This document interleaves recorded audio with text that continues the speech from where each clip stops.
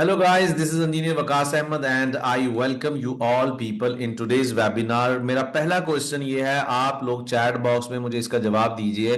क्या आप लोग फेड अप हो चुके हैं एक जॉब के लिए, एक अच्छी जॉब के लिए अप्लाई कर करके, लेकिन आपको एक लंबे अरसे से कहीं से कोई रिस्पांस नहीं मिल रहा? If it is so, if it is happening with you, please let me know in the chat box. I would मैं इस सेशन को ना ये चाहता हूं कि आप चैट बॉक्स के अंदर जो भी मेरी क्वेरीज हो, आप उन क्वेरीज का जवाब देते रहिएगा। इट विल मोटिवेट मी, ठीक है? जितना ज्यादा मुझे मोटिवेशन मिलेगी आपको, इतना ही अच्छा डाटा मैं आप लोगों के साथ शेयर करूंगा। और मेरी जो कोर आज के सेशन की एक पर्पस है, that is to guide you people के किस तरीके से आप 2 से 3 महीने की स्ट्रैटेजी बनाएं गल्फ रीजन के अंदर जॉब प्लेसमेंट के लिए। So moving on to the next slide.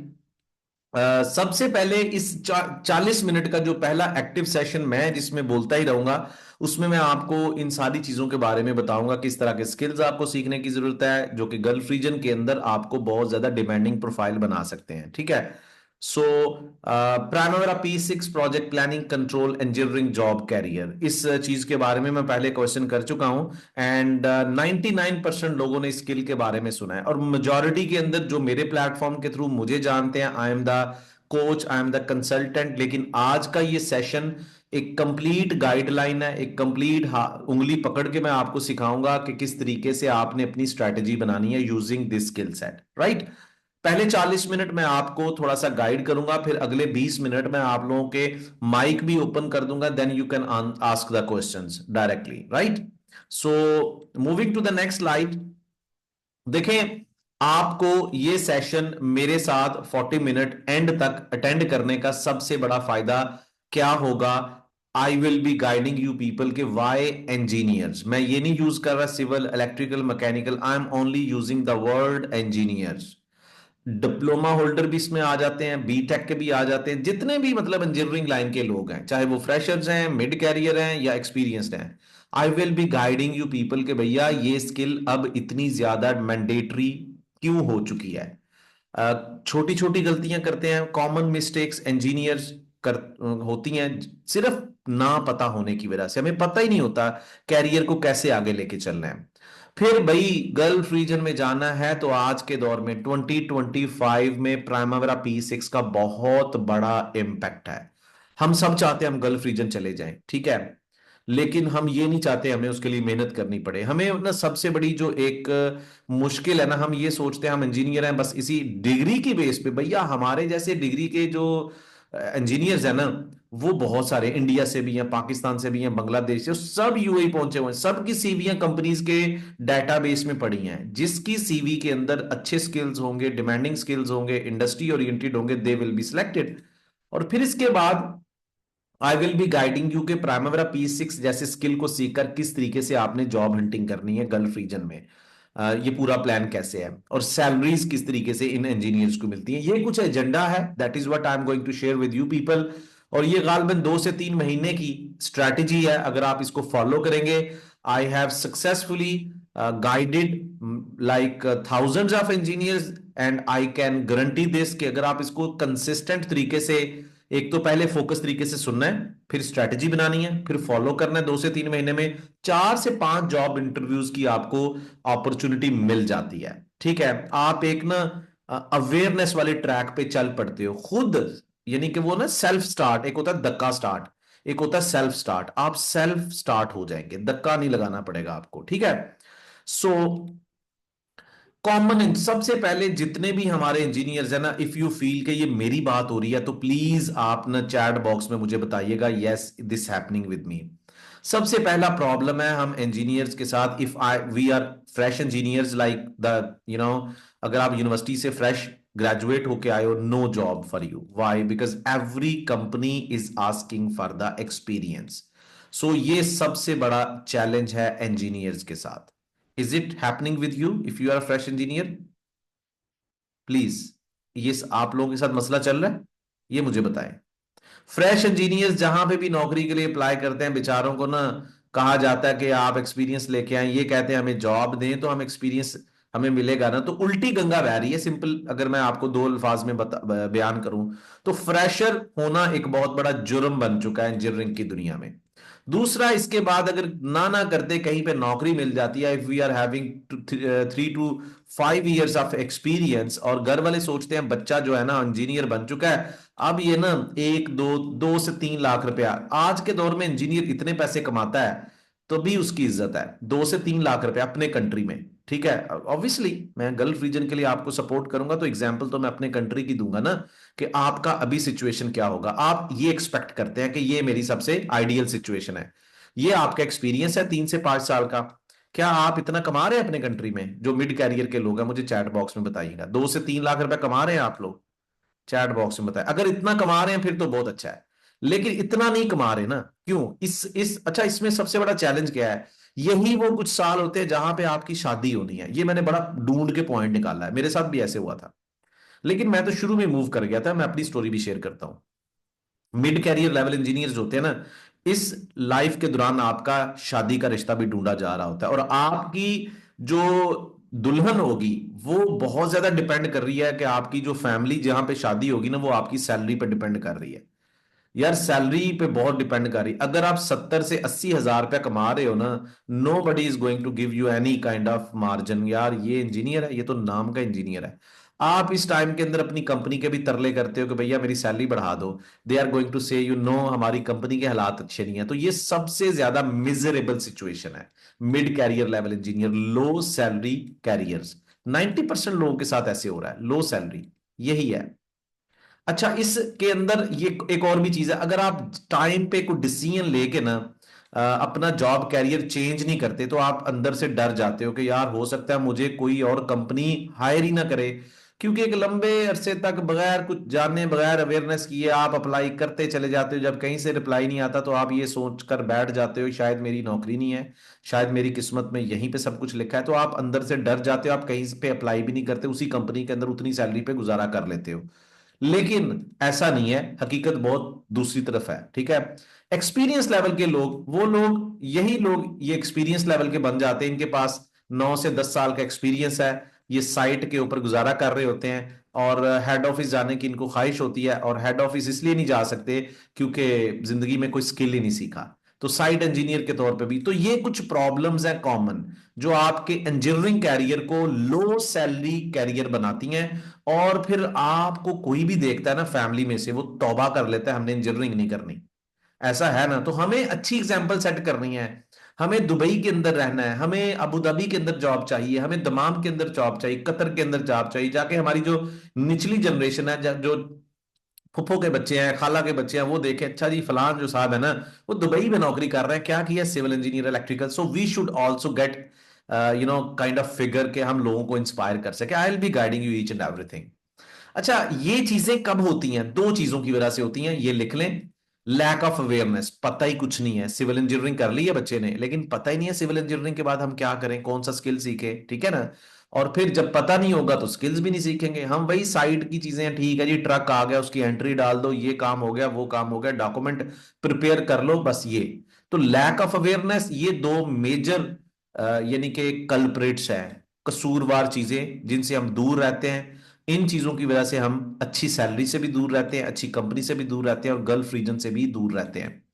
अच्छा, मैं अपनी स्टोरी से आपको यह बताना चाहता हूं कि I was graduated back in 2010। ठीक है, जब मैं ग्रेजुएट हुआ, फॉर यानी कि 1 साल तक I was jobless. The same happened with me which is happening with 90% engineers. 1 साल तक मुझे जॉब नहीं मिली। In 2011 I decided to visit UAE और अबू धाबी। मैंने एक 3 महीने के विजिट वीजा पे यानी कि सर्च किया जॉब को, और मुझे एक ऑयल एंड गैस कंपनी के अंदर जॉब मिल गई। अब ऐसा भी नहीं है कि बहुत सारे लोग यहाँ पे सऊदी अरब से भी होंगे, ये ऐसा नहीं होता। अगर आप इंजीनियर हो, डिप्लोमा होल्डर हो, बीटेक हो, आपको वहां पे जाके जॉब मिल जाती है। बट मेजर थिंग कि क्या आपका जॉब कैरियर ग्रोइंग है कि नहीं। मेरा जॉब कैरियर भी साइट इंजीनियरिंग का था, लाइक मैं ऑफशोर के प्रोजेक्ट्स पे सेटल था, समंदर में नहीं जो जॉब होती, ठीक है, मेरा वो वाली।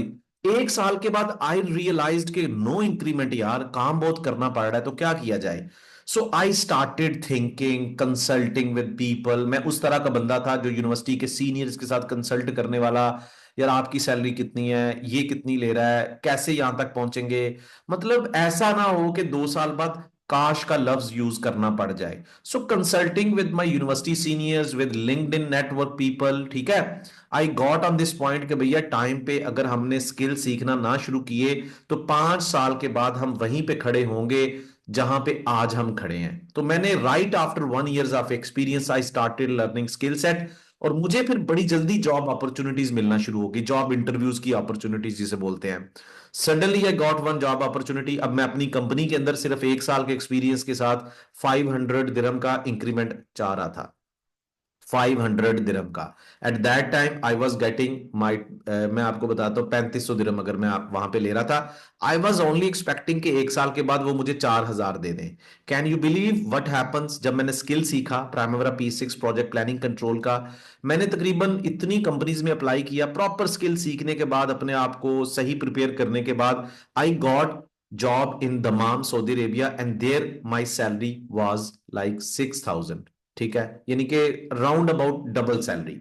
सो कभी भी किसी कंपनी के अंदर 2 साल से ज्यादा टाइम नहीं गुजारना, ये मेरी आपको बहुत बड़ी एक टिप है। मैं सच्ची बात बता रहा हूं, आई will be guiding you each and everything. जब भी आपका छक्का लगता है, ना चौका लगता है ना छक्का लगता है, आपका 10 टाइम सैलरी जो है ना वो बढ़ती है। ठीक है, जब आप गल्फ रीजन जाते हो, और जब गल्फ रीजन जाके स्किल को इंप्रूव करते हो तो फिर आपके बहुत बड़े बड़े छक्के लगने शुरू हो जाते हैं। That what I have tried in my job career. ठीक है, so that's what you should learn from my story, I will be guiding you. और अपने इस जॉब कैरियर के अंदर मैंने, बड़ा डायनामिक जॉब कैरियर है जी मेरा। ऑयल एंड गैस फील्ड के अंदर मैंने काम किया, ऑफशोर प्रोजेक्ट्स पे काम किया, मैंने कंस्ट्रक्शन प्रोजेक्ट्स पे काम किया, और मैंने एयरपोर्ट कंस्ट्रक्शंस पे भी काम किया as a planning manager. Starting वही था, site engineer, then planning engineer, then senior planning, and then doing all those things. अब ये जॉब कैरियर सब इंजीनियर्स कर सकते हैं, लेकिन अब आप इसके मुतालिक कैसे सोचते हैं, that's what I am going to explain you people. अच्छा, 2 तरह के जॉब कैरियर्स होते हैं हमारे इर्द गिर्द, ये बात याद रखिएगा। हमने इंजीनियरिंग के अंदर, मुझे एक दफा बताएं कि कितने सब्जेक्ट पढ़े हुए हैं, मुझे चैट बॉक्स में बताइएगा हमारे इंजीनियरिंग के अंदर कितने सब्जेक्ट थे। ये मैं एक बड़ी इंपॉर्टेंट बात समझाना चाहता हूं। शाजेब कह रहे हैं 49, exactly exactly you are right. मेरे 48 थे, कुछ के 42 होंगे, कुछ के 52 होंगे। बड़ी मजे की बात बताने जा रहा हूं, मुझे, मैं शुरू में मेरा नहीं ख्याल किसी ने आपको आज तक ये बात बताई होगी, जो मैंने खुद से सोची कि यार होता पता क्या है कि हमारे ना 49 सब्जेक्ट्स होते हैं। कोई थर्मोडायनामिक्स पढ़ रहा है, कोई कंक्रीट स्ट्रेंथ पढ़ रहा है, मतलब सिविल एंड इलेक्ट्रिकल, सबके अपने अपने, सबको पता है। तो हमारे जो है ना 48, फॉर एग्जाम्पल 49 अगर टोटल सब्जेक्ट थे तो उसमें से एक माइनस कर लें, ये सारे टेक्निकल सब्जेक्ट्स होते हैं कि नहीं, सारे टेक्निकल। हम इन इन फील्ड्स को जाके ज्वाइन कर लेते हैं। कोई आपका जियोलॉजी में चला जाएगा, कोई स्ट्रेंथ ऑफ मटेरियल में चला जाएगा, कोई डायनामिक्स में चला जाएगा, कोई मतलब डिफरेंट, ये टेक्निकल फील्ड्स हैं। लेकिन एक कौन सी फील्ड है, सब्जेक्ट भी एक है, लेकिन कॉन्कर भी, किंग भी वो बनता है, वो है प्रोजेक्ट मैनेजमेंट। कि आप अपनी टेक्निकल फील्ड की बेस पे बिल्डिंग में चले गए, रोड पे चले गए, एमईपी का प्रोजेक्ट कर लिया, ऑयल एंड गैस का कर लिया, एनर्जी का कर लिया, रिन्यूएबल एनर्जी, सोलर, उसमें मजीद आपकी जो ना नीश बन जाती है, डोमेन बन जाती है, डिजाइन में चले गए, कॉन्ट्रैक्ट में चले गए। ठीक है, बट जो एक सब्जेक्ट इन सबको आगे लगा के रखता है, जो सबको डील करता है, जो सबको इंस्ट्रक्शंस देता है, वो है भैया project management. Project management engineering के अंदर किस किसने पढ़ा है मुझे बताएं जरा, चैट बॉक्स में लिखे। प्रोजेक्ट मैनेजमेंट के साथ साथ वहां पे हमें पढ़ाया जाता है प्राइमरी P6, किसी ने पढ़ा ये as a subject? That's what I just need from your side, बताएं जरा। एनीबडी? आप मुझसे नहीं पढ़ा, क्योंकि यूनिवर्सिटीज के अंदर टीचर्स को भी उतना ही आता है जितना बेचारों ने, वो वहीं से पढ़ के वहीं पे पढ़ा रहे होते हैं ना।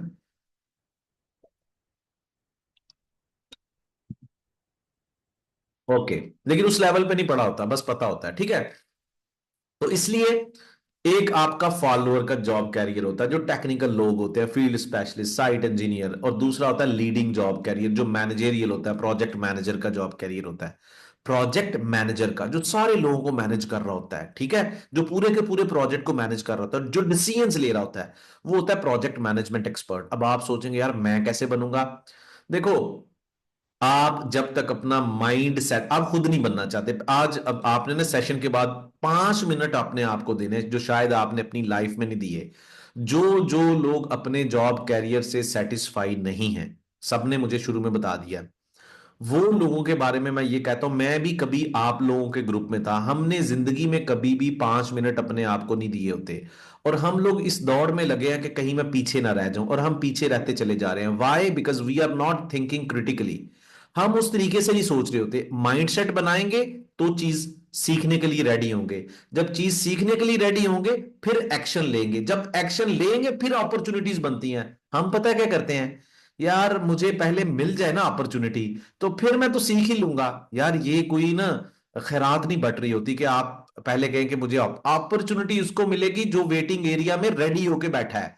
अगर आप कह रहे हो कि मुझे पहले हायर करो, तो कंपनी के पास इस तरह की हजारों समझ लो कैंडिडेट्स हैं जो रेडी होके बैठे हैं, राइट? सो अपना माइंड सेट चेंज करना है। जहां पे हम मार खाते हैं वो जस्ट माइंड सेट है, नथिंग एल्स। तो माइंडसेट को कैसे चेंज करना है, मेरे जितने भी सिविल इंजीनियर के भाई हैं जो आज के सेशन का हिस्सा हैं, वो ये अपनी सिविल इंजीनियरिंग करने के बाद इस तरह के प्रोजेक्ट्स पे काम कर रहे होंगे। Some are working on building construction के प्रोजेक्ट्स। ये माइंडसेट मैं बताने जा रहा हूं कि प्रोजेक्ट मैनेजमेंट की तरफ कैसे आना है। तो सिविल इंजीनियर्स के प्रोजेक्ट्स जो एक पॉपुलर प्रोजेक्ट्स हैं वो यहां पे आपको नजर आ रहे हैं। तो आप इनमें से किसी एक प्रोजेक्ट पे काम कर रहे होंगे, तो मुझे चैट बॉक्स में आप बताएं कि किस तरह का, जो सिर्फ सिविल इंजीनियर्स अभी बताएंगे मुझे, तो अपने अपने प्रोजेक्ट को लिखें जरा। आप बिल्डिंग में काम कर रहे हैं, लिखें please, no problem, I just want you people to engage, no problem, ठीक है? बिल्डिंग में काम कर रहे हैं, ड्राफ्ट मैन है, नहीं नहीं, बिल्डिंग का लिखना है, ब्रिज का, वो जो कर रहे हैं आप वो एक अलग इशू है।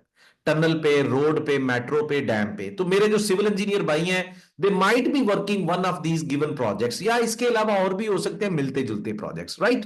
ठीक है जी, सिविल इंजीनियर्स कहते हैं हमारे प्रोजेक्ट्स का तस्करा हो गया।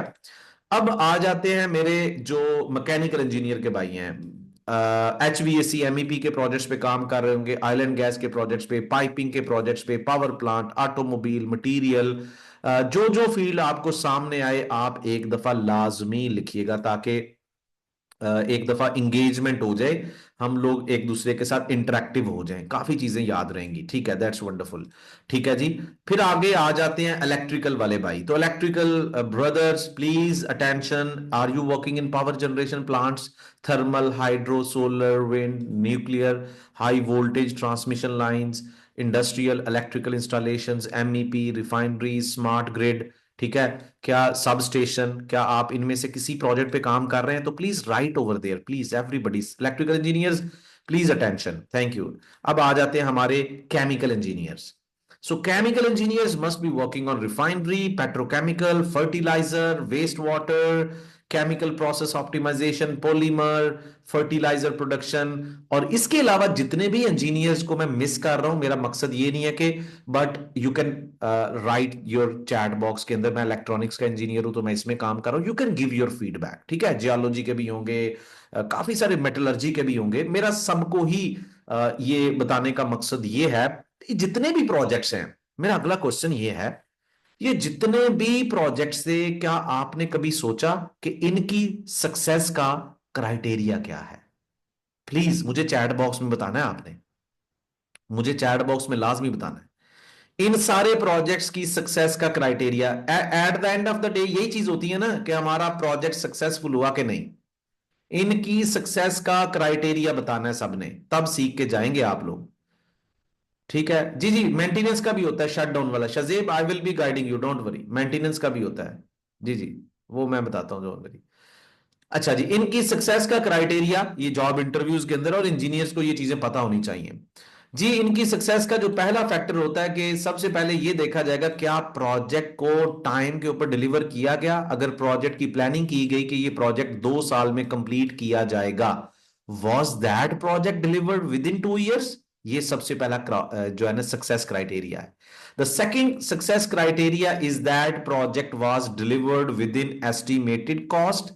अगर आपने सोचा ये प्रोजेक्ट $1 मिलियन के अंदर कंप्लीट किया जाएगा, क्या ऐसा वाकई फॉलो किया गया, या फिर हम $1.5 मिलियन में प्रोजेक्ट को कंप्लीट कर पाए? सो ये भी बहुत जरूरी है, एस्टिमेटेड प्रोजेक्ट कॉस्ट। ठीक है, ये सक्सेस क्राइटेरिया मैं बता रहा हूं।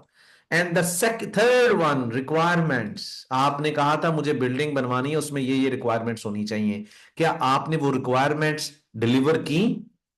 ठीक है। सो ये सक्सेस क्राइटेरियाज हैं। अब आप मेरे साथ हैं, आपको आइडिया, चाहे आपने प्लानिंग पढ़ी है, प्रोजेक्ट मैनेजमेंट पढ़ी है, लेकिन अब आहिस्ता आहिस्ता आप सीखनी शुरू हो जाएंगे चीजें। सबसे पहला क्राइटेरिया क्या है? Time management, then cost management, और फिर क्या है? ये रिक्वायरमेंट। ठीक है, क्वालिटी मैनेजमेंट इसको बोलते हैं। ठीक है, हम सबकी जिंदगियों में भी सक्सेस इसी तरीके से, अगर हम टाइम मैनेजमेंट करना चाहते हैं, जानते हैं कॉस्ट मैनेजमेंट और क्वालिटी मैनेजमेंट, ये सक्सेस क्राइटेरियाज है। अब ये कैसे अचीव किए जाते हैं? हाउ टू अचीव किसी भी प्रोजेक्ट पे? अब आप, ठीक है यार, आप एक चलते हुए जनरेटर खराब हो जाए उसकी मेंटेनेंस करनी है, वो एक टेक्निकल स्किल है। बट ये एक मैनेजरियल चीज मैं आप इंजीनियर्स को जो बताने जा रहा हूं कि आपके ये तीन फैक्टर्स आपके जहन में हैं, लेकिन ये अचीव कैसे करने हैं? How to achieve them? सबसे पहले आपने अपने प्रोजेक्ट का परफेक्ट प्रोजेक्ट शेड्यूल बनाना है। प्रोजेक्ट शेड्यूल का किस किस को पता है? मुझे चैट बॉक्स में बताया। कभी किसी ने प्रोजेक्ट शेड्यूल देखा? कभी किसी ने प्रोजेक्ट शेड्यूल देखा? नहीं देखा? मैं आपके साथ शेयर करता हूं। This is our Primavera P6 dashboard. ठीक है, और इस प्राइमेरा P6 डैशबोर्ड के ऊपर आपको अभी एक प्रोजेक्ट का शेड्यूल नजर आ रहा है। ये कोई भी एक लमसम आप समझ लें कि कोई भी एक रैंडम प्रोजेक्ट है, इसको हम प्रोजेक्ट शेड्यूल बोलते हैं। अगर आपके प्रोजेक्ट का कुछ इस तरह से डॉक्यूमेंट है कि आपके पूरे प्रोजेक्ट के अंदर जो जो काम होने हैं, सिविल के, मैकेनिकल के, इलेक्ट्रिकल के, उन सारे कामों को लिख कर उनकी टाइम मैनेजमेंट की जाए, उनकी कॉस्ट मैनेजमेंट, रिसोर्स मैनेजमेंट, ठीक है ना, इसको हम प्रोजेक्ट शेड्यूल बोलते हैं। क्योंकि एक प्रोजेक्ट पे हजारों लोग काम कर रहे होते हैं, हजारों लोगों को इस डॉक्यूमेंट का पता होना चाहिए कि पहले कौन सा काम होना है, फिर कौन सा होना है, इसकी कॉस्ट, इसकी resource management, lot of things are matter, इसके अंदर बहुत ज्यादा मैटर करती हैं। ठीक है, तो ये एक डॉक्यूमेंट होना चाहिए ताकि आप टाइम पे और विद इन कॉस्ट और रिक्वायरमेंट के मुताबिक अपने प्रोजेक्ट को डिलीवर कर सकें। ये जो डैशबोर्ड मैं आप लोगों के साथ शेयर कर रहा था, that was primary P6 oriented. ठीक है, so that is called project schedule. This is the most important document. ठीक है, ऑयल एंड गैस के प्रोजेक्ट्स भी इसी तरीके से उनका डॉक्यूमेंट शेड्यूल तैयार होगा। I will be guiding you. ये देखें, कुछ मैं और भी आप लोगों के साथ, ये देखें, ये बिल्डिंग कंस्ट्रक्शन का प्रोजेक्ट है। यू विल बी, ये देखें, ठीक है, ये बिल्डिंग का प्रोजेक्ट है, आप देखें, सिविल, इलेक्ट्रिकल, मैकेनिकल, सारा कुछ है इसमें। ठीक है, ये एक प्रोजेक्ट शेड्यूल है। इसके अंदर आपका जितना काम होना है प्रोजेक्ट का, सारा कुछ यहां पे लिखा है। जो साइट के ऊपर काम होना है, जो ऑफिस के अंदर डिजाइनिंग होनी, जो प्रोक्योरमेंट होनी, एवरीथिंग। ठीक है, so that is time management के तौर पे, कॉस्ट मैनेजमेंट, सब कुछ ये शेड्यूल कहलाता है। अभी जस्ट ये समझे। स्कोप, ये जो चीजें लिखी हुई हैं डॉक्यूमेंट के अंदर, अगर डॉक्यूमेंट के पार्ट्स बनाए जाएं, ये जो शेड्यूल डॉक्यूमेंट है ना, इसके अगर पार्ट्स बनाए जाएं तो ये जो लिखा हुआ है ये स्कोप मैनेजमेंट कहलाता है। ये बात याद, ये जो लिखा हुआ है, इस लिखे हुए को हम कहते हैं स्कोप मैनेजमेंट। इस साइड पे जो टाइम लिखा हुआ इसको हम बोलते हैं टाइम मैनेजमेंट। अगर इसमें मैं कॉस्ट वाला कॉलम ऐड कर देता हूं, फॉर एग्जांपल ये देखिए, अभी मैं यहां पे जाता हूं, अभी आपको नहीं इतना पता, but I will be guiding you overall के। अगर मैं इसमें एक कॉलम ऐड कर देता हूं इस तरीके से कि यार ये देखें, कॉलम ऐड कर दिया, और यहां पे मुझे इस प्रोजेक्ट की हर एक्टिविटी के अगेंस्ट कॉस्ट नजर आ रही है, ये टोटल प्रोजेक्ट की, तो ये कॉस्ट मैनेजमेंट है। ये पहले से करके रखा हुआ है, ऐसा नहीं है कि मैं मतलब मैं इस डॉक्यूमेंट की वैल्यू बता रहा हूं। ठीक है, तो ये काम, दूसरा काम आपने ये करना है। लॉजिक, लॉजिक क्या है? लॉजिक, आपको ये जो बार्स नजर आ रहे हैं, कौन सा बार किस बार से पहले आएगा। ठीक है, अच्छा, इस लॉजिक को मैं एक्सप्लेन करता हूं कि हमारी साइट के ऊपर पहले कौन सा काम होना है, साइट प्रिपरेशन होनी है, साइट प्रिपरेशन के बाद कौन सा काम होना है, वो ये वाला काम है, मुझे एक्सकवेशन करनी है, ये वाला। फिर उसके साथ मैंने रिलेशन, मतलब ये बार्स हैं। ठीक है, होता है ना हमारी जिंदगी के अंदर, लॉजिक क्या है? एक तरतीब है। तरतीब इज द लॉजिक, सीक्वेंस है कि यार मुझे पहले काम कौन सा करना है, फिर कौन सा करना है। ठीक है ना, ये सारी तरतीब है। तो बार्स भी उस तरतीब को शो कर रहे हैं कि पहले कौन सा काम करना है, यानी कि कंस्ट्रक्शन स्ट्रैटेजी बोलते हैं। तो अपने कामों को उस तरतीब के साथ, पहले कौन सा, अगर आप अपनी, समझ लो, मैं आपको मजे की बात बताता हूं, किसी शादी पे चले जाते हैं, मैं, अब शादी के ऊपर आपने प्लान किया कि यार मैं सबसे पहले ना खाना खोल दूंगा, यानी कि वहां पे वलीमे का टाइम है या जो भी है, तो तरतीब वहां पे भी बड़ी मैटर करती है। आपको पता है वो पहले क्या चीज करनी है, पहले मेहमान आएंगे उनको वेलकम करना है, पहले पानी पिलाना है। ठीक है, इस तरह से फिर आपने खाना देखना है कि सारे मेहमान आ चुके हैं, कोई इंपॉर्टेंट वीआईपीज रह गए हैं तो फिर उनका वेट करना है। सही है, तो अगर तरतीब आपके, नहीं जी तरतीब को ही आप रोन दें, you over rule the sequence of anything in your life even, तो आपका काम खराब हो जाता है। तो साइट के ऊपर भी आपने तरतीब को, sequence of work is very important, वो कहलाती है आपकी लॉजिक। सो ये एक इंपॉर्टेंट क्राइटेरिया है जो कि आपके प्रोजेक्ट शेड्यूल को कंपाइल करेगा। कॉस्ट मैनेजमेंट, ये मैंने आपको पहले, मटेरियल एंड रिसोर्स मैनेजमेंट, वो काम को करने वाले लोग, जैसे यहां पे मैंने मेंशन किया है एक्सक्वेटर चाहिए, ये सारे लोग काम करने वाले हैं आपके ये जितने भी हैं, कौन कौन से लोग चाहिए, कितने घंटे काम करेंगे, कितना पैसा चाहिए उनके लिए, हर एक एक्टिविटी के लिए डिफरेंट तरह के रिसोर्सेज हैं। जब एक डॉक्यूमेंट के अंदर ये सारी चीजें आप तरतीब के साथ कंपाइल करते हैं, ठीक है ना, फिर इससे रिपोर्टिंग तैयार करेंगे आप कि भैया मुझे अगले 10 दिन के अंदर कितना काम करना है, कितने पैसे चाहिए, कितने रिसोर्सेज चाहिए। ऐसा ही है कि नहीं? मैं आपको मजे की बात बताता हूँ, when I was newly joined in Abu Dhabi, तो हमारा एक प्रोजेक्ट स्टार्ट था ऑफशोर के अंदर जहां पे हमें एक क्रेन चाहिए थी, ठीक है। सो कुछ रिसोर्सेज चाहिए थे, वो रिसोर्सेज चाहिए थे प्रोजेक्ट के मिड में, ठीक है। लेकिन हमारा जो एक मैनेजर था उसने ऑर्डर कर दिए शुरू में, जून में वो प्रोजेक्ट रिसोर्सेज चाहिए थे। अब इनका रेंट पड़, ये आइडल खड़े हैं यार्ड में, इनका रेंट पड़ रहा है, तो रिसोर्स रिक्वायरमेंट बहुत जरूरी पड़ जाती है शेड्यूल के थ्रू। समझ रहे कब कौन सी चीज चाहिए, उसके मुताबिक आपने ऑर्डर करना है। सो ये चीजें हैं जो आपके प्रोजेक्ट की सक्सेस को मेक श्योर करती हैं। यहां तक आप मेरे साथ हैं? समझ आ रही हैं चीजें कि किस तरीके से आपको ये सारी चीजें हेल्प आउट करेंगी? ठीक है, किस तरीके से आपको ये सारी चीजें हेल्प आउट करेंगी, प्लीज। ये सारी चीजें आपने वन बाय वन चेक करनी है, सही है। ट्रैकिंग एंड कंट्रोल, हम अपने प्रोजेक्ट को साइट के मुताबिक ट्रैक करेंगे, और ये मतलब सारा कुछ हमें सक्सेस क्राइटेरिया।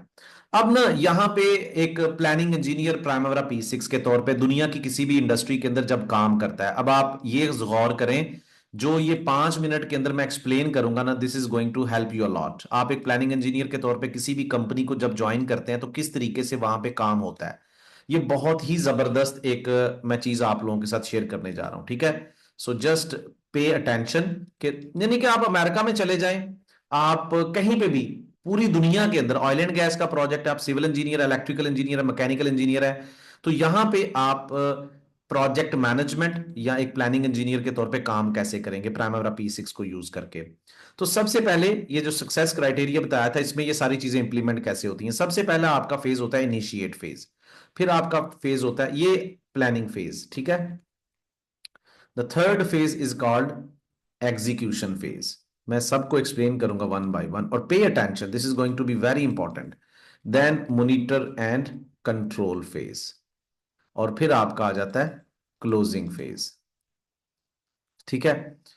अब जनाब आपने इन चीजों को ये देखें, ये आपके 5 फेजेस हैं। आप कहीं पे भी चले जाएं, बिल्डिंग का प्रोजेक्ट लगा रहे हैं, आप ऑयल एंड गैस का प्रोजेक्ट कर रहे हैं, आप MEP का प्रोजेक्ट लगा रहे हैं, आप कोई भी प्रोजेक्ट है आपका, वट एवर, आपका ये एक लाइफ साइकिल जो है ना, ये आपका बहुत मैटर करता है, ये you need to understand it. देखिए, जब भी आपका प्रोजेक्ट स्टार्ट होता है तो शुरू के अंदर आपके प्रोजेक्ट के मुतालिक नीड असेसमेंट की जाती है कि क्या हमें इस प्रोजेक्ट की जरूरत भी है कि नहीं, नीड असेसमेंट, ठीक है। उसके बाद आपकी उस प्रोजेक्ट की कुछ बिजनेस डॉक्यूमेंट्स जो है ना वो कंप्लीट किए जाते हैं, कि आपकी कॉस्ट मैनेजमेंट यानी कि फिजिबिलिटी रिपोर्ट तैयार की जाती है। यानी कि फिजिबिलिटी रिपोर्ट के अंदर कुछ चीजें आ जाती हैं कि यार ये जो बिल्डिंग बन रही है, ये जो MEP का प्रोजेक्ट है, ये जो पाइपलाइन का प्रोजेक्ट है, क्या ये प्रोजेक्ट कॉस्ट बेनिफिट एनालिसिस है इसका या नहीं, इससे हमें पैसे बेनिफिट भी होगा, और technically how much viable it is. यानी कि टेक्निकली, अब मैं एक रिफाइनरी का प्रोजेक्ट लगा रहा हूं, so I should take care about environmental reports. मैं एक रोड का प्रोजेक्ट लगा रहा हूं तो मुझे उसका अल्टरनेटिव रूट भी पता होना चाहिए यार, ठीक है ना, तभी जाके मैं उसकी टेक्निकलिटी को वेबल कर सकता हूं कि नहीं, कि यार टेक्निकली ये ठीक है कि नहीं। तो इस तरह की जो स्टडीज होती हैं वो आपके इनिशिएट फेज में की जाती हैं, ठीक है। फिर इनिशिएट फेज के अंदर उस चीज का बेसिक डिजाइन बनाया जाता है, पहले सर्वे किया जाता है, ठीक है। आप उस चीज के मुतालिक अपना डाटा इकट्ठा करते हो, चाहे वो रोड का प्रोजेक्ट है, बिल्डिंग का, पाइपलाइन का, कंबाइन साइकिल का, सर्वे करके डाटा इकट्ठा किया जाएगा। उस डाटा की बेस पे आप पहली अपनी एक रिपोर्ट बनाते हो, जिसको हम बोलते हैं feed, front end engineering design, front end engineering. अब मैं ये सारी चीजें आपको ऑयल एंड गैस इंडस्ट्री और गल्फ रीजन के मुताबिक बता रहा हूं, ठीक है। So front end engineering design, ये आपका बेसिक डिजाइन होता है, ये एक रिपोर्ट बनेगी। जैसे ही ये रिपोर्ट अप्रूव होती है, then your planning phase will be started. Within this planning phase you are going to start your detailed engineering design, ठीक है, आपका डीईडी, ठीक है। यानी कि डिटेल के अंदर आपकी बिल्डिंग थी, शुरू में फीड के अंदर आपने बेसिक डिजाइन बनाया, ठीक है। यहां पे अब आप इसकी स्ट्रक्चरल ड्राइंग्स बनानी शुरू कर देंगे, एलिवेशन ड्राइंग्स, उसके फ्लोर प्लान्स, ठीक है, सब स्ट्रक्चर, फाउंडेशंस, छत के प्लान्स, इलेक्ट्रिकल की वायरिंग्स, एमईपी, सारा डिटेल के अंदर। अगर रोड का प्रोजेक्ट है तो उसकी डिटेल, पाइपिंग का प्रोजेक्ट है तो उसकी आइसोमेट्रिक ड्राइंग्स है, फैब्रिकेशन की ड्राइंग्स है। अंडरस्टैंड। अब जब डिजाइन तैयार हो जाएगा तो इस डिजाइन से आप क्या करोगे, अगली चीज एस्टिमेशन। ऐसे ही होता है दुनिया के हर प्रोजेक्ट में, आप चाहे अभी किसी भी पोजीशन पे काम कर रहे हो, ये पूरा लाइफ साइकिल मैं आपके साथ शेयर कर रहा हूं। एस्टिमेशन होती है, quantity surveyors are going to do estimation, किस चीज की, क्वांटिटीज की, ठीक है। क्वांटिटीज की एस्टिमेशन की जाती है, जिससे आप बीओक्यू बनाते हो, बिल ऑफ क्वांटिटी या बिल ऑफ मटेरियल। और इसके अंदर आप रेट एनालिसिस लगाते हो कि यार चीजें एक चीज का, एक यूनिट का कितना रेट है, उससे आपकी कॉस्ट एस्टिमेशन होती है। साथ साथ आप कॉन्ट्रैक्ट, कॉन्ट्रैक्ट का पता है, contract is a document which is going to guide you कि भैया इस प्रोजेक्ट पे काम करने वाले लोगों की क्या रिस्पॉन्सिबिलिटीज हैं, क्या ऑब्लिगेशंस हैं, प्रोजेक्ट स्टार्ट कब होगा, फिनिश कब होगा, पेमेंट माइलस्टोन्स क्या है, कंट्रैक्चुअल माइलस्टोन्स क्या है, कॉन्ट्रैक्ट लिखा जाता है। फिर इस प्रोजेक्ट की डिटेल्ड प्लानिंग स्टार्ट हो जाती है, डिटेल्ड प्लानिंग, ठीक है। यानी कि जिसको हम बोलते हैं, अभी थोड़ी देर पहले क्या बोला था, प्रोजेक्ट शेड्यूल। इसी प्रोजेक्ट शेड्यूल के अंदर वो सारी चीजें होंगी जो थोड़ी देर पहले मैं बता रहा था, क्या, scope management, time management, cost management, resource management, procurement management, ये पूरा प्रोजेक्ट शेड्यूल के अंदर होता है, ठीक है। अब इसके बाद जनाब तीसरा फेज स्टार्ट हो जाएगा, this phase would be called execution phase. इस फेज के अंदर आपको एक लेटर मिलता है जिसको हम बोलते हैं मोबिलाइजेशन। आप मोबिलाइज करते हो कहां पे, हेड ऑफिस से, जो भी आपकी ठेकेदार की कंपनी है, they are going to mobilize on site area, जहां पे बिल्डिंग बनेगी, जहां पे रोड बनेगा, ठीक है, जहां पे पाइपलाइन का प्रोजेक्ट लगेगा, जहां पे रिफाइनरी लगेगी, मोबिलाइजेशन होती है। और वहां पे काम स्टार्ट कर दिए जाते हैं रियलिटी के अंदर, जो भी प्रोजेक्ट शेड्यूल के अंदर। ये देखें, अगर I will be sharing here, मैं इसको शेयर नहीं, प्राइमवेरा P6 का शेड्यूल शेयर किया था ना, वो जितना भी आपका प्रोजेक्ट शेड्यूल था उसके मुताबिक साइट पे काम शुरू हो जाएगा, ठीक है। एग्जीक्यूशन फेज का काम ये है। अब यार इसी एग्जीक्यूशन फेज के दौरान आपका चौथा फेज भी स्टार्ट हो जाता है, which is called monitor and control. Both are parallel to each other. जैसे ही एग्जीक्यूशन स्टार्ट होगा, at the same time monitoring वाला भी स्टार्ट हो जाएगा, बिकॉज यहां पे काम हो रहा है, ठीक है, यहां पे मॉनिटरिंग हो रही है, वो काम कैसे कर रहे हैं, क्वालिटी इश्योरेंस, क्वालिटी कंट्रोल वाले लोग हैं, इंस्पेक्शन के लोग हैं, आपकी साइट इंजीनियर्स हैं, foreman, supervisor, they are monitoring that work, they are documenting each and everything. आज कितनी एक्सकवेशन हो गई है, कितने क्यूबिक मीटर, कितनी वेल्डिंग जॉइंट्स हो गए हैं, कितना पेंट कर दिया, कितना सैंड ब्लास्ट कर दिया, कितनी ईंटें लग गई हैं, कितना, मतलब ये सारा काम मॉनिटर कर रहे हैं, टेस्ट लग रहे हैं, मॉनिटर कर रहे हैं। और वो डाटा आपका प्लानिंग इंजीनियर के पास जाता है। प्लानिंग इंजीनियर साहब क्या करते हैं, ये जो आपका साइट का डाटा है और ये आपका प्लान का डाटा, यानी कि प्लान वर्सेस साइट या एग्जीक्यूशन, इनको कंपैरिजन में लाके एक रिपोर्ट तैयार करते हैं जिसको हम बोलते हैं प्रोग्रेस रिपोर्ट। वो प्रोग्रेस रिपोर्ट आपकी कंट्रोल मेजरमेंट्स होती हैं। Is that clear. और यहां पे एक प्रोसीजर होता है अर्नड वैल्यू मैनेजमेंट एनालिसिस, उस पे इंप्लीमेंट किया जाता है। ये बड़ी नेक्स्ट लेवल की प्रोजेक्ट मैनेजमेंट की टेक्निक है, ठीक है। ये इंप्लीमेंट किया जाता है। उसके बाद with the passage of time आपका क्लोजिंग फेज आता है, the fifth one, and your project if finished, आप फाइनल रिपोर्ट तैयार करते हो, हैंडिंग ओवर, टेकिंग ओवर। और अगर आपका प्रोजेक्ट इन एक साल में भी कंप्लीट नहीं हुआ, you are going to make other reports like recovery schedule, revise schedule, something like that. So मुझे एक दफा रिपीट कीजिएगा, द प्रोजेक्ट मैनेजमेंट के 5 फेजेस हैं, प्रोसेस ग्रुप्स हैं। Initiate phase, the second one is planning phase, the third one is execution phase, and the fourth one is monitor and control, and fifth one is that understandable, easy to understand। आप दुनिया में कहीं पे भी चले जाएं, आप किसी भी प्रोजेक्ट का नाम लें, यही एक फ्रेमवर्क आपको फॉलो करना है। That is the planning engineer. आप चाहे प्लानिंग इंजीनियर हैं या नहीं हैं, यू नीड टू अंडरस्टैंड। और ये आपके कैरियर को देखो। अब मैं मजे की बात, क्यों प्लानिंग इंजीनियर बनना चाहिए आपको, मुझे बताओ। प्लानिंग इंजीनियर इसलिए बनना चाहिए, सबसे ज्यादा इस जॉब कैरियर को एडवांटेज होता है। ये शुरू से काम कर रहा है, इनिशिएट फेज से लेके एंड तक, हैंडिंग ओवर तक ये बंदा काम करेगा। डिजाइनर यहां से शुरू होकर यहां पे एंड कर लेगा, ठीक है। अच्छा, क्वांटिटी सर्वेयर यहां से शुरू होगा और यहां तक आएगा। हर किसी की किसी ना किसी माइलस्टोन से जॉब शुरू हो रही है कहीं। Planning engineer is going to take all the way around, पहली चीज। दूसरी चीज, अगर डिजाइनर ने भी प्रोजेक्ट मैनेजर बनना है तो उसको ये सारी चीजें डिटेल में आनी चाहिए। तो वो प्लानिंग इंजीनियर की स्किल सेट सीख कर ही आगे प्रोजेक्ट मैनेजर बन सकता है। ये समझना आसान था कि कोई दिक्कत हुई आप लोगों को, मुझे बताइएगा। Is that clear? Please. Okay Kashif.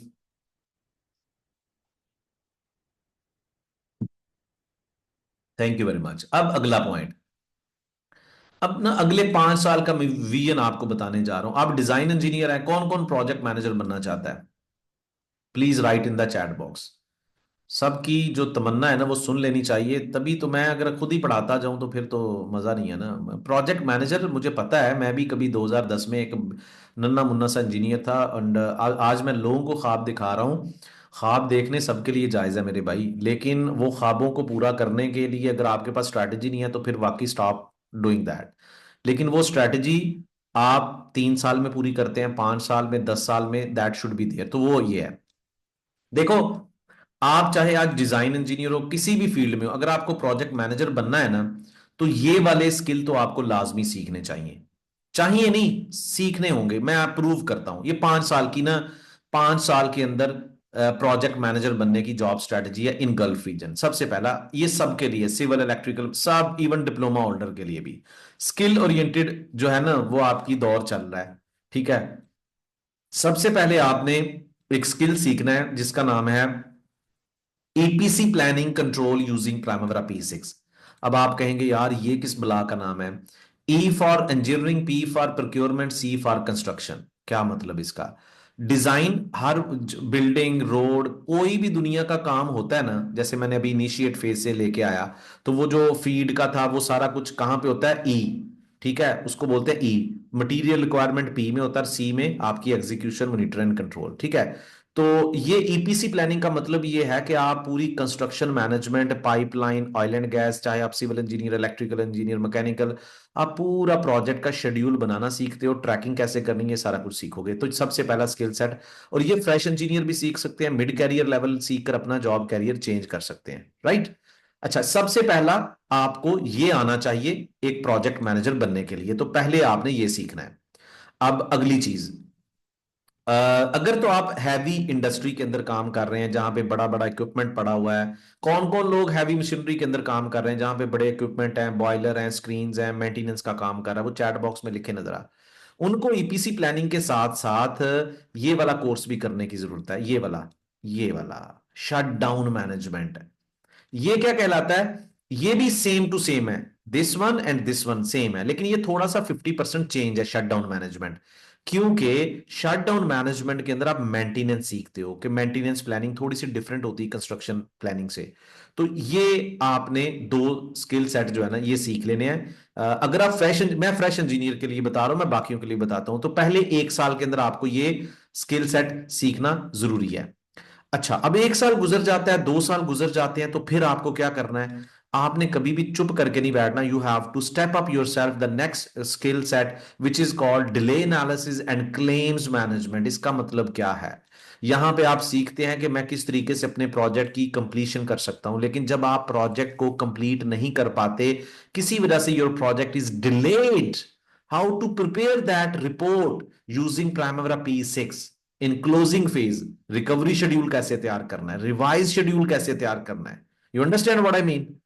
Delay analysis, this is the next level. और इसके बाद कुछ अरसे के बाद, 2 साल के बाद, you are going to get certification of PMP, जो PMI based exam based certification है, PMP की, ठीक है। और फिर आपने project manager will be, you will be deserving the post of project. No company is going to give you कि नहीं आपकी qualification, no, everything you have. जब आप प्रोजेक्ट मैनेजर बन जाएंगे तो आपने क्या करना है, आपने अपने पूरे प्रोजेक्ट को सक्सेस के साथ डिलीवर करना है। हियर यू नो कि उस प्रोजेक्ट की प्लानिंग कैसे होगी। ठीक है, यहां पे आपको पता है अगर वो प्रोजेक्ट सही तरीके से ट्रैक नहीं हुआ, प्लान नहीं हुआ, तो उसको किस तरीके से रिवाइज करना है। यहां पे ये इंटरनेशनली रिकॉग्नाइज आपकी सर्टिफिकेशन है, and you will become a project manager. जो फ्रेश इंजीनियर्स है, when they are going to start this job career journey from this point, they can get on this point in 7 years। ये 7 साल के अंदर आराम से they can get on this point. जो आपके मिड कैरियर लेवल इंजीनियर्स हैं, अगर आपके पास 3 से 4 साल का ऑलरेडी एक्सपीरियंस है, आप अभी से इनको सीख करना अगले 3 से 4 साल के अंदर, ये 7 साल की जर्नी है, तो आप अगले 3 से 4 साल के अंदर ये कवर कर सकते हो। अगर आपका 5 साल का एक्सपीरियंस है तो आप अगले 1 से 2 साल के अंदर ये सीखें और कवर करें एंड बिकम प्रोजेक्ट मैनेजर। अगर आप 7 साल का एक्सपीरियंस है तो फिर भी आप 1 साल के अंदर ये सीखें, क्योंकि आपके पास साइट का या वैसे एक्सपोजर 7 साल का है। You can quickly do all these things. Is that okay? समझ आ गई इस जॉब कैरियर की कि प्रोजेक्ट, अब डिजाइन इंजीनियर बनेगा प्रोजेक्ट मैनेजर, उसको ये पता होना चाहिए वो कैसे प्रोजेक्ट मैनेजर के तौर पे काम करेगा जब उसको यही चीजें नहीं पता। ये चीजें प्रोजेक्ट मैनेजमेंट की इंपॉर्टेंट रोल्स हैं भाई। आप क्यूए क्यूसी के अंदर हो, कहीं पे भी हो, you need to understand all of these things. PMP क्या है? प्रोजेक्ट मैनेजमेंट प्रोफेशनल बेस एक स्टडी है, ठीक है, पीएमआई का एग्जाम है, जो कि हमेशा इन कोर्सेज के बाद होना चाहिए। ज्यादातर लोग गलती पता क्या करते हैं, ये पहले कर लेते हैं और ये बाद में कर रहे होते हैं, क्योंकि ये प्रैक्टिकल वर्जन है उसका, ये भी प्रैक्टिकल वर्जन है, ये थ्योरेटिकल है, ये उसकी एक पेपर है, ये वो है। ठीक है, ये इंडस्ट्री ओरिएंटेड कोचिंग लेनी होती है इसकी, अगर आपके पास उस तरह की जॉब नहीं है, कैरियर चेंज करना चाहते हैं। You understand? इसका भी समझ आ गई। अब अगला पॉइंट जो है, प्राइमवेरा P6 एग्जांपल्स, वो तो मैंने आपको दे दी, I have shared already Primavera P6 dashboard. और ये एक डैशबोर्ड है जिसको ये देखें, जिसके अंदर पूरे का पूरा प्रोजेक्ट मैनेजमेंट समझनी पड़ती है। ऐसा नहीं है कि प्लानिंग इंजीनियर बनने के लिए आपको कुछ चीजें सीखनी पड़ती हैं। आपको एक प्लानिंग इंजीनियर, अगर आप सिविल इंजीनियर हो, मैकेनिकल इंजीनियर हो, इलेक्ट्रिकल इंजीनियर हो, आपको प्लानिंग इंजीनियर सीख पढ़ना है, तो आप प्रोजेक्ट मैनेजमेंट सीखोगे, यानी कि ईपीसी प्लानिंग। ठीक है, मैं थोड़ी सी आसान यूएई वाली लैंग्वेज में बता दूं, ईपीसी प्लानिंग एंड कंट्रोल। ठीक है, फिर आपको इसके साथ साथ प्राइमवेरा P6 सीखना है। ठीक है, फिर आपको इसके साथ साथ कॉन्ट्रैक्ट की क्लासेस सीखनी है। लोग ऐसे ही समझते हैं कि यार सिर्फ प्राइमवेरा पी, किस किसने ऐसे ही सोचा कि प्राइमवेरा P6 सीख कर ना नौकरी मिल जाएगी। बेस्ट प्रैक्टिसेस है भाई। ठीक है, इंडस्ट्री ओरिएंटेड, जैसे Gulf region based best practices हैं। ये चार एक चीजें मिलकर ना आपको एक प्लानिंग इंजीनियर बनाती हैं। नॉट ओनली प्राइमवेरा P6, आपको ईपीसी प्लानिंग कंट्रोल कंप्लीटली आनी चाहिए कि ये किस तरीके से करते हैं, प्रोसेस क्या है, प्राइमवेरा P6 के फीचर्स क्या हैं, कॉन्ट्रैक्ट को समझना है, बेस्ट प्रैक्टिसेस जो इंडस्ट्री के अंदर चल रही हैं, इन सब को इंप्लीमेंट करने के बाद ही आप एक अच्छे प्लानिंग इंजीनियर बनते हो। अगर आप सोचते हो मैं प्राइमवेरा P6 कर लेता हूँ यूट्यूब से, you will be working as a data entry operator. वो स्लो प्रोसीजर होता है, बहुत ही स्लो, यानी कि आप जॉब इंटरव्यू, आपको गल्फ रीजन में कैसे हायर करते हैं, 3 स्टेजेस होती हैं मेरे भाई गल्फ रीजन में। पहली स्टेज क्या होती है, आपने शॉर्ट लिस्ट करना है अपने आप को। पहली स्टेज क्या है? शॉर्ट लिस्टिंग की। शॉर्ट लिस्टिंग कैसे होती है वो भी मैं आपको बताता हूँ, अगला मेरा स्टेज वही है। दूसरा क्या है, वो आपके साथ एक इनिशियल इंटरव्यू रखते हैं, बंदा फ्रॉड तो नहीं है, सीवी तैयार कर लिया है, अप्लाई कर दिया है, चेक करते हैं। इनिशियल इंटरव्यू होता है आपका 10 से 15 मिनट का एचआर के साथ। ठीक है, मैं गल्फ रीजन बेस्ड चीजें समझा रहा हूं आपको, जो अच्छी कंपनीज के अंदर आप जाएंगे। तीसरा आपका टेक्निकल इंटरव्यू होगा, जहां पे वो आपके साथ 35 से 40 मिनट गुजारेंगे। They are going to ask you each and everything, जिसके लिए मैंने आपको बताया planning engineer is not the game of only Primavera P6, they are going to ask you each and everything. सही है, समझ रहे हो बात को? अब ये सारी गेम मैं समझाता हूं। शॉर्ट लिस्ट ही नहीं हो रहे हम, क्यों नहीं हो रहे? वही पहला सवाल कि हम थक चुके हैं अप्लाई कर करके, लेकिन कहीं से जवाब नहीं मिल रहा। यहां तक आपको मैंने कन्विंस कर लिया कि प्राइमवेरा P6 सीख लेते हैं, लेकिन प्राइमवेरा P6 सीख कर भी हम शॉर्ट लिस्ट नहीं होंगे। I can give you guarantee. Why? क्योंकि जब भी आप एक अच्छे कैरियर को परसू करते हैं ना, तो वहां पे भैया आपको यही नहीं पता कि नौकरियों के लिए अप्लाई कैसे करना है। नौकरी के लिए अप्लाई करना हमें आता ही नहीं है। सबसे पहले हमें क्या करना है, अपना हमने कैरियर सेलेक्ट कर लिया एज अ प्लानिंग इंजीनियर। ठीक है, हम काम करना चाहते हैं प्लानिंग इंजीनियर, ठीक है, कर लिया।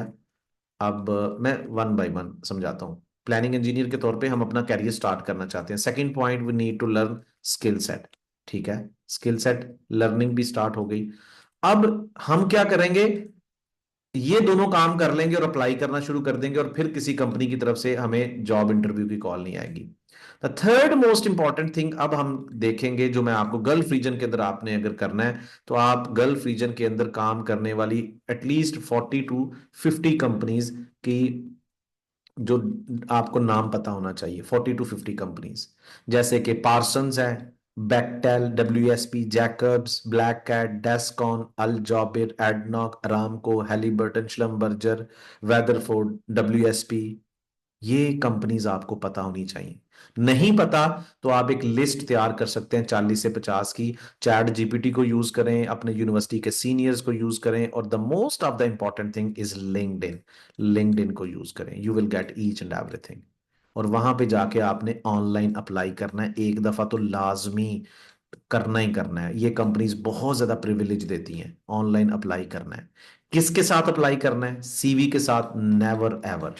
एटीएस सीवी के साथ। मतलब क्या है एटीएस सीवी का? मतलब क्या है मेरे भाई? एटीएस सीवी इज अ, किस किस को पता है एटीएस सीवी का? बताएं ना जरा चैट बॉक्स में, है किसी को पता? मैं बताता हूं, समझाता हूं। एटीएस सीवी का किसी को पता है? इसका मतलब है एप्लीकेंट ट्रैकिंग सिस्टम। होता पता क्या है? जिस कंपनी की मैं बात कर रहा हूं ना, पार्सन्स, इनके एचआर के पास इतना टाइम नहीं होता कि 10,000 सीवीज को वो जाके देखे और कहे कि किसको बुलाना है। आसिफ को कॉल करनी है, हसन को करनी है, अनूप को करनी है, राजेश को करनी है, किसको कॉल करनी है? नो। एटीएस सिस्टम उनकी वेबसाइट के ऊपर लगा हुआ है। अब ये काम कैसे करता है? आपकी सीवी एक तरफ होती है और दूसरी तरफ आपकी जॉब एड जिसके लिए आपने अप्लाई किया है। ठीक है। उस जॉब एड के अंदर कंपनी की रिक्वायरमेंट्स पता है किसी को? कंपनी कहती है, मैं आपके साथ ना ये शेयर कर देता हूँ, don't worry, I will be sharing, just wait a moment. मैं, एक मिनट जरा, where is the,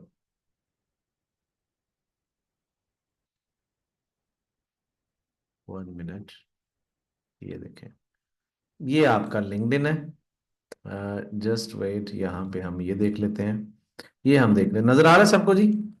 planning engineer, ठीक है।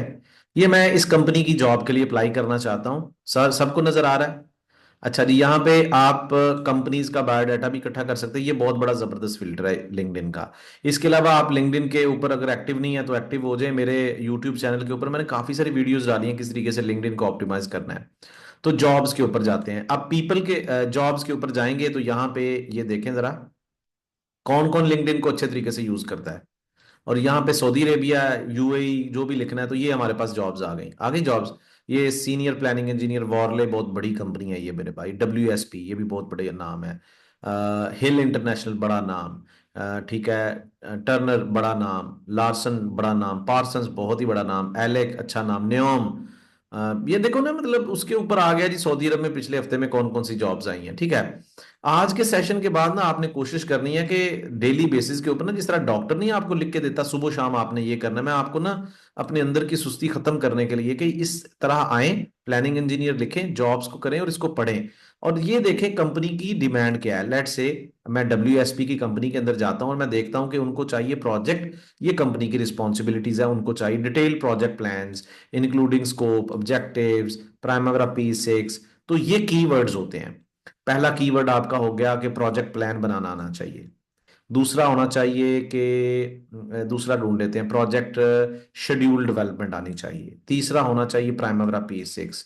चौथा जनाब रिसोर्स एलोकेशन आनी चाहिए।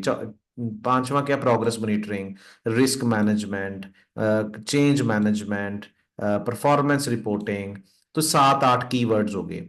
अब ये 7 से 8 कीवर्ड्स आपकी सीवी के अंदर भी होने चाहिए। और टॉप, ये सीवी का एक पेज है ना, और ये 7 से 8 कीवर्ड्स आपके बार बार होने चाहिए। जब आपका एटीएस सिस्टम इसको देखता है, वो कहता है अच्छा कंपनी की रिक्वायरमेंट ये है, तो सीवी के अंदर क्या ये लफ्ज यूज किए गए हैं? तो वो सारे चेक करता है आपका सीवी। अगर एटीएस का स्कोर अबव 70 है, then you will automatically be contacted by the team के आप जॉब इंटरव्यू के लिए रेडी रहे। ATS CV is that much, लेकिन है स्मार्ट माइंडेड। आपको जॉब एड पढ़ के ना फिर समझ आनी चाहिए कि मुझे कैसे सीवी तैयार करनी है। Chat GPT can help you a lot, आप इसको कॉपी मारें। आज का दौर स्मार्ट लोगों का, मैं ये फेक करने का नहीं कह रहा कि फेक नहीं बनानी, वो आप इनिशियल इंटरव्यू में ही पकड़े जाएंगे, इसीलिए वो इनिशियल इंटरव्यू रखते हैं। या नहीं, मतलब उसका फायदा तो नहीं होगा। आप स्किल सीखें, स्किल सीखने के बाद इस तरह की स्मार्ट वर्किंग करें। चैट जीपीटी के अंदर जाएं, चैट जीपीटी को बताएं कि यार मुझे इस तरह की एटीएस सीवी तैयार कर दे, that is going to help you lot, right. तो ये इस तरह, ये हो गया। यहां तक आपको समझ आ गई किस तरीके से आपने अप्लाई करना है ऑनलाइन। फिर आपने नेटवर्किंग, सबसे ज्यादा मुझे बताएं आज के दौर में जॉब्स कैसे हो रही हैं, मैक्सिमम जॉब्स कैसे होती हैं, चैट बॉक्स में बताएं कैसे होती हैं अभी तक जॉब्स किस, मतलब क्या आप समझते हैं, टैलेंट है या रेफरेंस बेस होती है? टैलेंट बेस होती है या reference base? Reference, yes you are right Nurullah, networking जिसको हम बोलते हैं।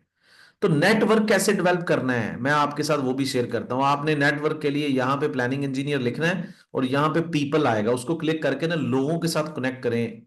लिंक्डइन पे लोग बहुत ज्यादा आपको हेल्प करेंगे। मैं अपने जॉब करियर के अंदर हर 2 साल के बाद कंपनीज को स्विच सिर्फ लिंक्डइन की वजह से किया है। I was too much active on LinkedIn. लेकिन हम लोगों का मसला ये है कि हम लोग पता क्या सोचते हैं कि यार हम किसी को ऐड करें ना, कोई बंदा हमारी रिक्वेस्ट एक्सेप्ट कर ले। हम पहले नंबर पे तो आपने डेली की 2 से 3 रिक्वेस्टें भेजे, एक महीने के अंदर अगर आपको 40 से 50 कनेक्शंस भी मिलते हैं, लेकिन ऐसे कनेक्शंस ही नहीं लेने जैसे हमारे जैसे ही हैं। वो भी बेरोजगार, हम भी बेरोजगार, एक दूसरे से उधार मांग रहे हैं, नहीं। They should be working in UAE in good companies and you should show them के we are inspired, I am inspired by your profile.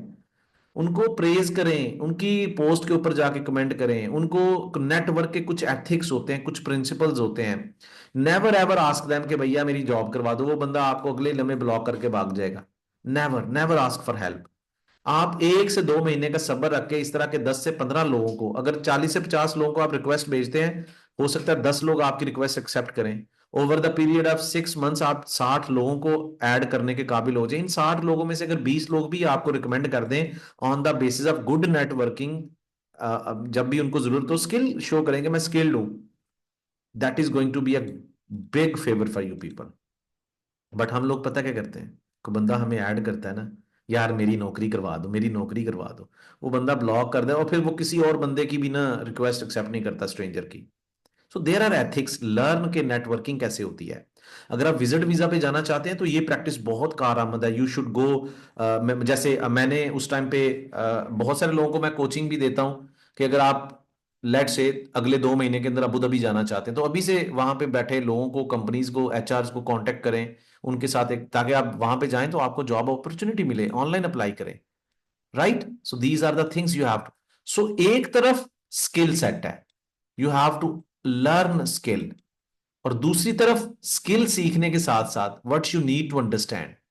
एक तरफ आपने स्किल सीखना है and on the other hand you have to learn के भैया apply कैसे करना है। एटीएस सिस्टम बहुत अच्छा होना चाहिए आपका सीवी का, लिंक्डइन बहुत अच्छा होना चाहिए आपका, चैट जीपीटी अच्छा यूज, मतलब अपने आप को थोड़ा सा ऑलराउंडर बनाएं आप, मतलब फील करवाएं यू आर लिविंग इन 2025 यार, you are not old minded guy के, ठीक है यार मैंने सिविल इंजीनियरिंग किया, नहीं नहीं नहीं, come out of that night mayor. आप उस ख्वाब से बाहर निकलें, चैट जीपीटी यूज करें, लिंक्डइन के ऊपर एक्टिव हो जाएं, एटीएस सीवी की बात करें, स्किल सीखें, then it's going to happen with you people.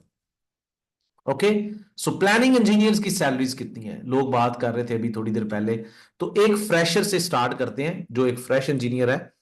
अगर एक फ्रेशर की बात की जाए इस टाइम पे भी, बिल्कुल जी, बहुत सारे लोगों का सवाल है कि क्या फ्रेशर भी सीख सकता है, फ्रेशर भी सीख सकता है। जहां पे एक फ्रेशर अपनी खाली सीवी के साथ अप्लाई करेगा और उसको कोई नौकरी नहीं मिलेगी, बट जब वो ये स्किल सीखेगा और स्किल सीख कर अप्लाई करेगा, देर आर मोर चांसेस कि कंपनीज उसको जॉब देती हैं, क्योंकि उसके एक्सपीरियंस के हिसाब से उसको यूज किया जाएगा। But at the same time fresher skill को सीख कर project planning control, that guy is going to get 3,500 to 5,500 depend on the situation of job interview, बहुत मैटर करता है, बहुत मैटर करता है।